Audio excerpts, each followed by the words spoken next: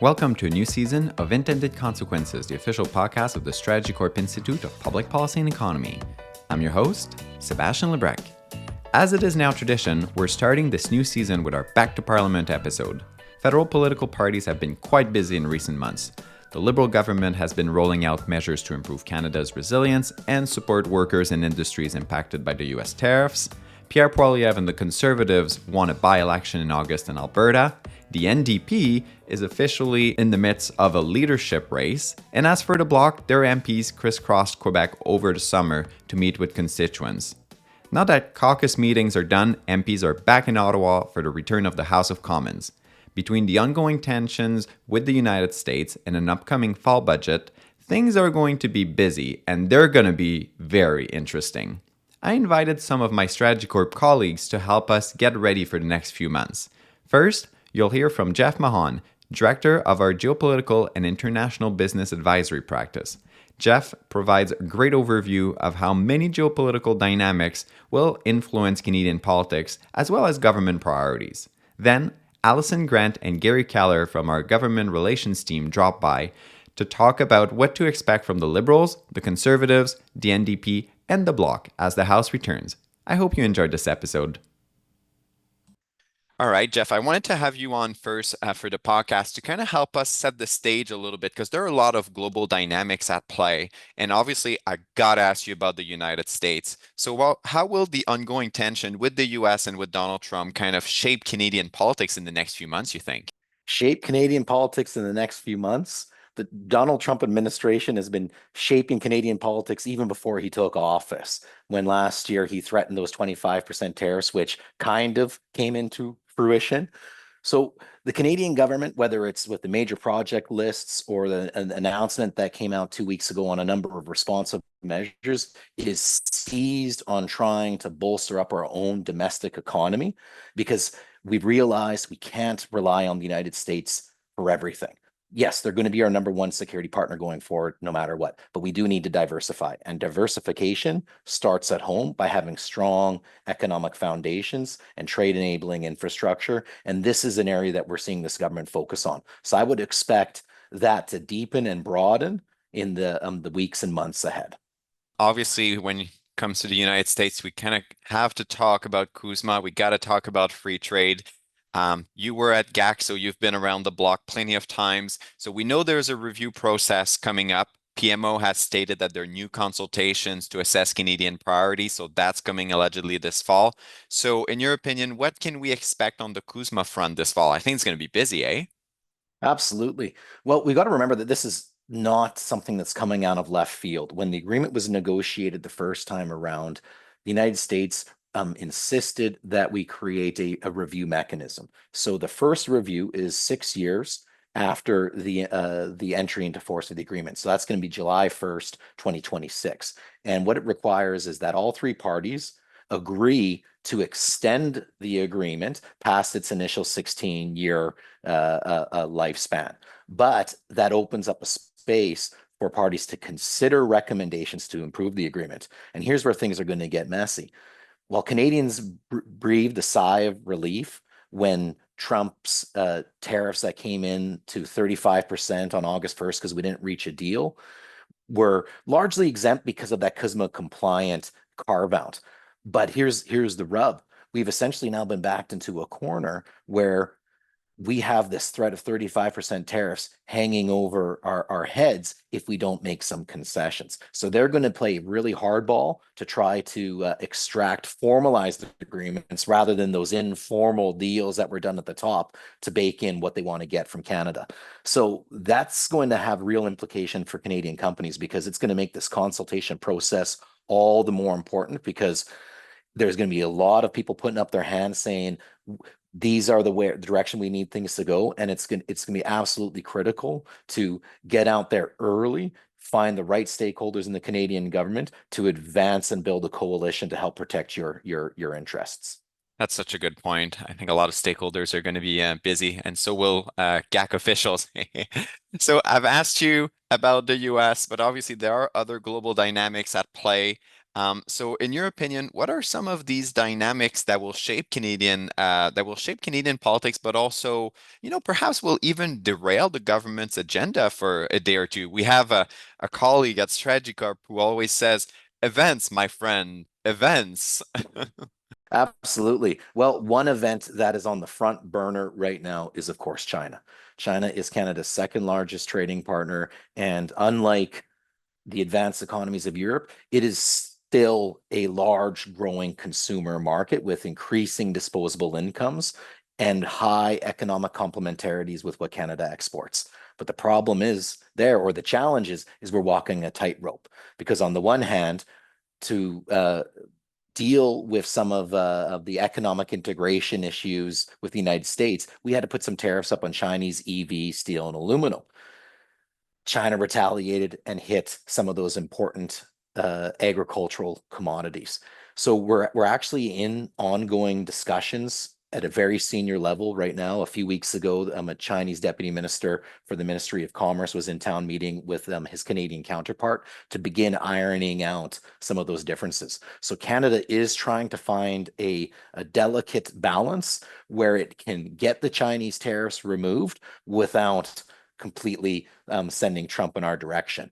I would say another area where the Canadian government is going to be focusing that's going to bring a lot of opportunities for Canadian companies is going to be with the relationship with India. After a few years of being in the doghouse, that relation started to thaw when Prime Minister Carney invited Prime Minister Narendra Modi to Canada for the G7.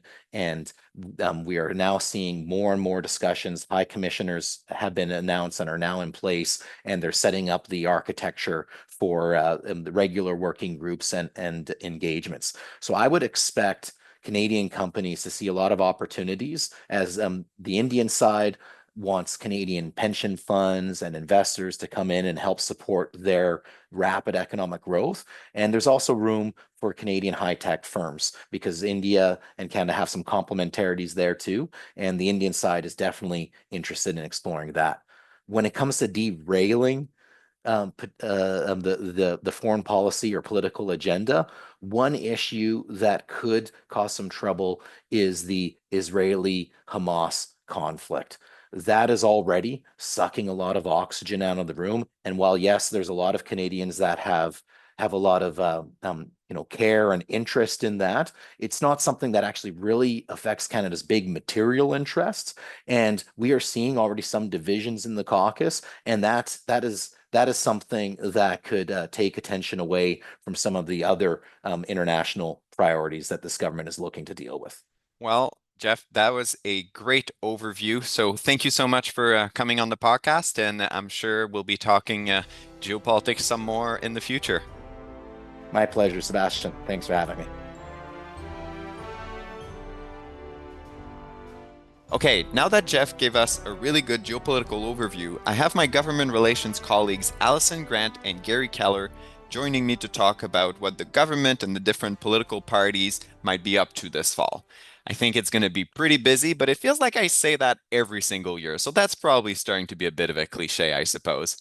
So, as we know, Prime Minister Carney is pursuing a broad agenda and he wants to move at what he describes as a speed not seen in generations. Allyson, what will be the priorities of the Liberal government this fall? Thanks, Sebastian. So I don't think the government's main policy priorities are going to be much of a surprise. I think we're going to get more of what we've already seen with Carney's focus on growing the economy. So getting major projects built, diversifying our trade partners, and support for workers and businesses in sectors that are most impacted by the US tariffs. At the same time, while he's very laser focused on this, he still needs to deliver on a deal with the US. And there could be political issues that bubble up either from opposition parties or from within his own caucus that may have him spending some time on issues like crime or the environment. It's funny because in my opening clip with Jeff, I quoted one of our colleagues who often reminds us, "Events, my friend, events." So you're quite right that there's what the government will want to talk about and what they might have to talk about. So Garry, we've been talking. Speaking of things we talk about quite a bit, major projects. It's been talked about a lot in Ottawa. There was an announcement recently, as we know, the Prime Minister wants to move fast, but How fast can these things actually move, in your opinion? Well, it's a great question because I think a lot of people have that question, given the track record of the past Liberal government under Justin Trudeau, where delay and red tape seem to be the order of the day. And as we all know too, the ship of state is big and it's hard to change, especially after 10 years of following sort of one set of rules and priorities, and now having to face another set of rules and priorities. It was also interesting to see that, so in the last 2 weeks, we've seen the government try to stand up this major projects office. To be fair, both the Liberals and Conservatives planned or proposed a similar either major projects office or a one-stop shop in their election platforms.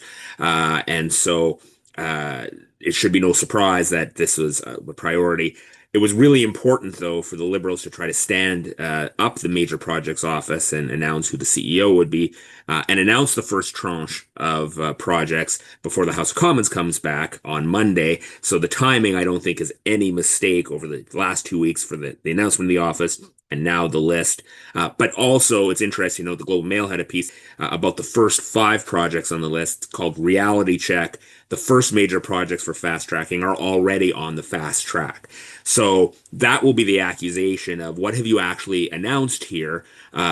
These things may already be well down the road. And so is this more the announcement is the policy, or is there actually more speed coming to projects that haven't received those fast track approvals?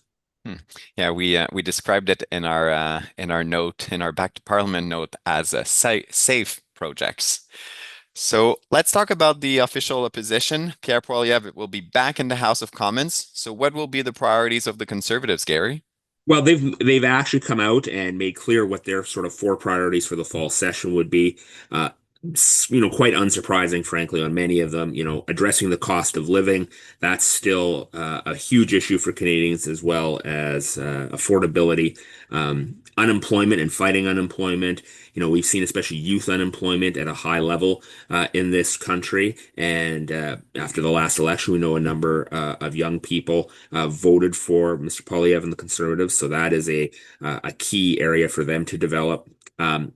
Crime and judicial reform and criminal justice reform is going to be another priority. The Liberals have been accused of being soft on crime. In fact, one could say that electoral losses in the GTA and in southwestern Ontario in the last election can be directly related to perception that Liberals were maybe not taking these issues as seriously as possible. And since then, we've seen some really serious crimes committed, and people on bail. Bail reform has been a huge issue. And the Prime Minister, in fact, has talked about bringing in legislation to address bail reform. And finally, immigration. Immigration is going to be, I think, a huge issue that's discussed this fall. I think Conservatives will push on it. They're already pushing on it, specifically around. They have called for the ending of the temporary foreign workers program. And so there's already some light there between what Mr. Poilievre's position and what Mr. Carney and the Liberals' position is. So, Allyson, Garry kind of painted the picture a little bit. Do in the spring, we did see the Conservatives and the Liberal kind of work together to pass Bill C5. Do you think we're going to see the Liberals and the Tories work together at all this fall? And Garry, I'll give you the chance to weigh in after. Yeah, I think that we could, and there's a couple reasons for that. One of which is that I'd say that Mark Carney is relatively a fairly non-political prime minister. He's already shown he's very willing to work with other parties to get things done. I mean, he just had a very warm reception in Alberta from Premier Danielle Smith on a number of his policy initiatives, and she expressed hope that they were being heard in Ottawa for the first time. And so I do think he's going to try and focus on putting politics aside and just working with other parties, including in Parliament, to get the things done that he wants to get done, many of which the Conservatives, I think, would express support for, just like they helped to get through C5 earlier this year. So I do expect to see that.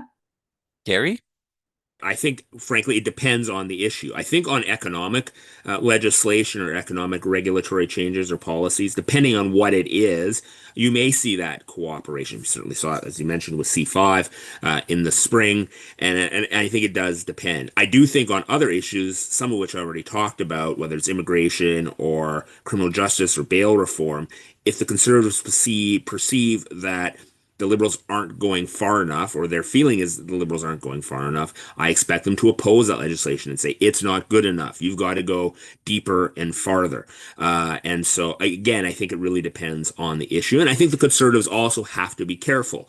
And I think Mr. Poilievre actually acknowledged this in his priority setting letter to the Prime Minister, where he said, the job of the official opposition is to oppose where it feels that the government is on the wrong track and propose constructive legislation. So that in itself is a different shift in tone from Mr. Poilievre from the past 2.5 years prior to the 2025 election.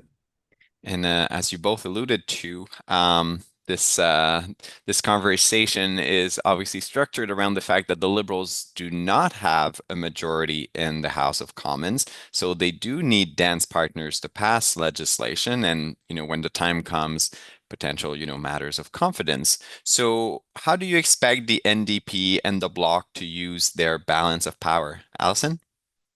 I think that the Liberals are going to be able to govern like they have a majority. Carney is hugely personally popular. I just saw a new poll today that his personal brand is very popular amongst Canadians. They trust him.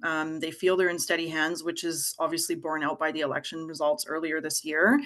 And I expect that he will be able to count on the NDP and Bloc without having to make as major of concessions as perhaps the Trudeau government was looking to make in the last government. Neither of those parties want to go to an election anytime soon. I mean, particularly the NDP having lost party status in a leadership race right now. There's just no way that they can go to an election. And so I think that they'll have to find ways to work with the government to move things forward. And they'll be able to find areas to work together on in the cases that the Conservatives won't work with the Liberals, as Garry alluded to earlier. Garry, obviously I talked about the macro level in the House of Commons, but there's also, the parliamentary dynamics committees and whatnot. So I know you have some interesting thoughts on this. Yeah, and the power dynamic in parliamentary committees has shifted dramatically since the last parliament. Look, there's a lot of heat and not a lot of light that takes place in the House of Commons during question period every day. The bulk of the majority of work for parliamentarians does take place in the House of Commons standing committees. And the reality is the power dynamics have shifted where the NDP no longer have voting status in committees. So the Conservatives and the Bloc together do have a majority on parliamentary committees and can use that power to amend government legislation. In fact, they were successful in doing that in C5, where there was a raft of proposals in C5 that would have exempted certain Crown corporations and agencies from access to information and privacy laws, where the Bloc and the Conservatives came together and said, that does not work for us. And so they were able to propose those amendments to get done. My advice to both Liberals and Conservatives would be, and committee, really get to know that Bloc Québécois member really well. Maybe get a six-pack of the Fin du Monde or a nice bottle of Bordeaux and sit down, and who knows what you might be able to achieve with your Blocist colleague, because I think that will be an interesting dynamic with, again, the NDP not being able to play interference on parliamentary committees in this entire parliament.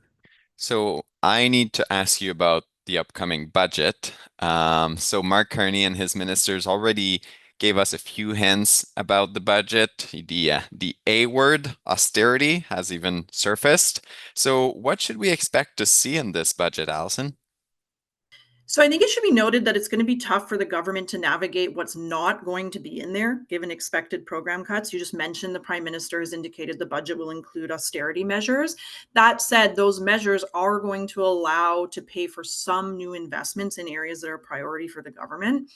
I expect those priority areas to be things like government investment in getting projects built. So we've seen the regulatory side sort of happening with the major projects office, but the investment is going to need to follow to get those things done. I expect investment in upskilling workers, supporting businesses in sectors that are hardest hit by US tariffs. And then an interesting one to watch for will also be around AI, given the Prime Minister's focus on that, and the significant investment that's going to be required to build Canada's capacity to be competitive in that area. I'm really looking for the support packages that might be going out for affected workers. Look, we are in a period of intense instability globally and here at home. CUSMA is up for an official review, but let's make no mistake, it's very clearly likely to be a renegotiation. And quite frankly, if Donald Trump announced tomorrow that he's unilaterally withdrawing from CUSMA, would that surprise anybody? Seeking a bilateral deal with Canada and a bilateral deal with Mexico. So those sort of support packages, I think, would be really important to follow and to see how the government deals with that. The other side is I'm looking to see the size of the deficit for this fiscal year. There's talk from the C.D. Howe Institute, it could be as high as $92 billion, which is blowing any sort of fiscal responsibility out of the water, coupled with what does Mark Carney actually mean by austerity? Because over the last 10 years, Liberal ministers would get up in the House of Commons and castigate Conservatives for even thinking about making cuts. And even thinking about cuts was austerity. Spending was good. It was the high side. Now these same people are ministers, and they have their prime minister, their leader, going out and saying this is going to be an austerity budget. So I'm not sure how they're going to square that circle, especially with Liberal voters, especially those on the center left and those who might have voted NDP in the last election. But that it's going to be, I think, a very fascinating dance for Mr. Carney and the Liberal Party to have to go through the budget and selling the budget to Canadians. I think I'll also be looking, we've heard this expression, less spending, more investing, but, how does the government really define what an investment is? I think this is going to be very interesting because they already indicated that they're going to divide the budget. So that I think will be interesting. It will be interesting to see how broadly defined investment is. That's personally what I'll be curious to look at in this budget. Okay, so I'm gonna end this podcast with a prototypical consulting question. So what does success look like for the Liberals and the Conservatives this fall? We're gonna start with you, Garry. I think for the Conservatives, I think it's important to also note that, Mr. Poilievre, he lost his seat in the general election. He's won a by-election in Alberta. He is facing, as leader of the Conservative Party, an automatic leadership review at the upcoming convention in January in Calgary. So part of what you're going to see, I think you will see a bit of a pointed, aggressive nature from Mr. Poilievre this fall because he has to ensure that he will succeed in his leadership review. So I think for the Conservatives, success is whittling away at Liberal advantage, improving Mr. Poilievre's numbers, and setting the stage for that Conservative convention and leadership review vote in January. Allyson, you get last word. I think it's all about one word, and it's execution. So the Prime Minister has promised a lot of big things. We have seen him rolling out really important measures to get those things done, like the Major Projects Office. There was a major announcement last week on support for workers and sectors hit hard by the US tariffs. We've heard that there is a defense industrial strategy coming and a trade diversification strategy coming, which will be very important measures as we to navigate the US tariff issue. And so it's going to be continuing to execute on these things so that we can show progress to Canadians. Excellent. Well, Allyson, Garry, thank you very much for joining me. You did a great job setting the stage. I think it's going to be another busy fall in Ottawa and a lot of things to watch for. So thank you very much. Great to be with you. Thank you. Thank you for listening to Intended Consequences. The views expressed during this podcast are not necessarily the views of Strategy Corp. All rights for this episode are reserved, and the guests on the Intended Consequences podcast might be current or past clients of Strategy Corp. To find out more about the work of the Institute and to subscribe to our newsletter, visit our website at strategycorp.com/institute and make sure to follow us on Twitter and LinkedIn. I'm Sebastien Lebrec, and I intend to talk to you again next episode.